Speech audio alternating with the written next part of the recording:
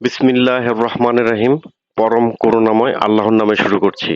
প্রিয় শিক্ষার্থী সকলকে অনেক অনেক অনেক শুভেচ্ছা। আমি আজ আমি কিংবদন্তির কথা বলছি কবিতার আহ, শেষ যে চরণগুলো ছিল সেটার ব্যাখ্যা দেওয়ার চেষ্টা করছি। মোহাম্মদ আব্দুল আজিজ, প্রভাষক বাংলা, রহমতুল্লাহ মডেল হাই স্কুল অ্যান্ড চলে যাই মূল।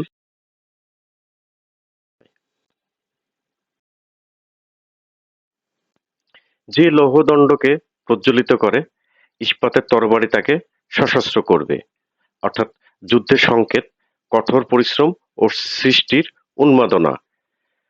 অর্থাৎ লৌহখণ্ডকে আগুন জ্বালিয়ে অস্ত্র তৈরি করা, অর্থাৎ একটা লৌহখণ্ড ভিতরে আগুন না দিলে, সেটা না পোড়ালে অস্ত্র তৈরি হবে না। আর এই লৌহখণ্ডের সাথে ইস্পাতের মিশ্রণ ঘটেই তৈরি হয় ইস্পাতের তরবারি। তাই যে লৌহখণ্ড প্রজ্বলিত করে সে যেন ইস্পাতের অস্ত্র তৈরির কাজেই অংশগ্রহণ করে, সেই জন্য ইস্পাতের তরবারি তাকে সশস্ত্র করবে। দীর্ঘদেহ পুত্রগণ, অর্থাৎ দীর্ঘদেহ পুত্রগণ হলো আদি পুরুষের ধারাবাহিক দীর্ঘ বংশ পরম্পরা, অর্থাৎ বাংলাদেশের বলিষ্ঠ সন্তান। আমি তোমাদের কথা বলছি, আমি আমার মায়ের কথা বলছি, বোনের মৃত্যুর কথা বলছি, ভাইয়ের যুদ্ধের কথা বলছি, আমি আমার ভালোবাসার কথা বলছি, আমি কবি এবং কবিতার কথা বলছি। অর্থাৎ কবি আমাদের উদ্দেশ্য করে আবারও পূর্বপুরুষদের শোষণ, নির্যাতন ও বঞ্চনার ইতিহাস নিয়ে এসেছেন এবং জাতিগত ভালোবাসার কথা ব্যক্ত করেছেন।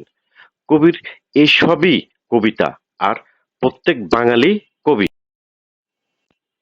সশস্ত্র সুন্দরের অনিবার্য অভ্যুত্থান কবিতা, অর্থাৎ সশস্ত্র আন্দোলনের মধ্য দিয়ে স্বাধীনতা অর্জিত হলে আন্দোলনকারী হলো কবি, আর স্বাধীনতা অর্জনকারী হলো কবিতা।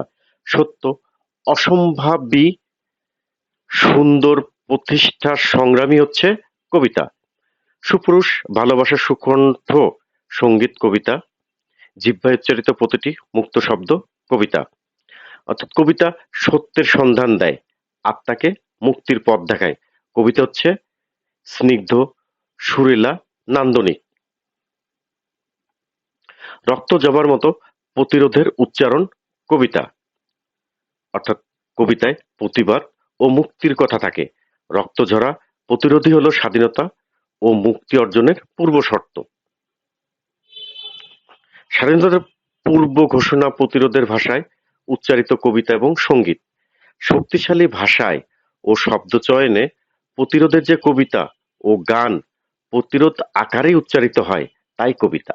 রক্ত জবার মতো প্রতিরোধ হলে প্রয়োজন রক্ত বিলিয়েও প্রতিবাদ বা প্রতিরোধ করা। আমি কি তার মতো কবিতার কথা বলতে পারবো? আমি কি তার মতো স্বাধীনতার কথা বলতে পারবো?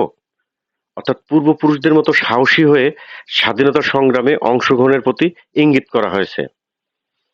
কবি এখানে কবিতা মানে বাঙালি জাতির গৌরবময় সংগ্রামের ইতিহাস, এই সকল মুক্তির উৎস হিসেবে চিহ্নিত করেছেন। সশস্ত্র অভ্যুত্থানের মধ্য দিয়ে, সুপুরুষের ভালোবাসা, সঙ্গীতের মধ্য দিয়ে, বাক স্বাধীনতা আদায়ের মধ্য দিয়ে, রক্তক্ষয়ী প্রতিরোধের মধ্য দিয়ে রচিত হয়েছে বা রচিত হয় এই কবিতা। আমরা কি সেই সাহসী বাঙালি সন্তানদের মতো করে এমন কবিতা বলতে পারবো? সকলকে অসংখ্য অসংখ্য ধন্যবাদ জানাচ্ছি। যদি আমার এই ভিডিওগুলো ভালো লাগে, অবশ্যই আপনারা লাইক দিতে ভুলবেন না। সাথে সাথে বেল আইকনটি চেপে রাখবেন এবং আর যা যা করণীয় আপনারা করতে ভুলবেন না। সকলকে অসংখ্য ধন্যবাদ জানিয়ে শেষ করছি। আল্লাহ হাফেজ।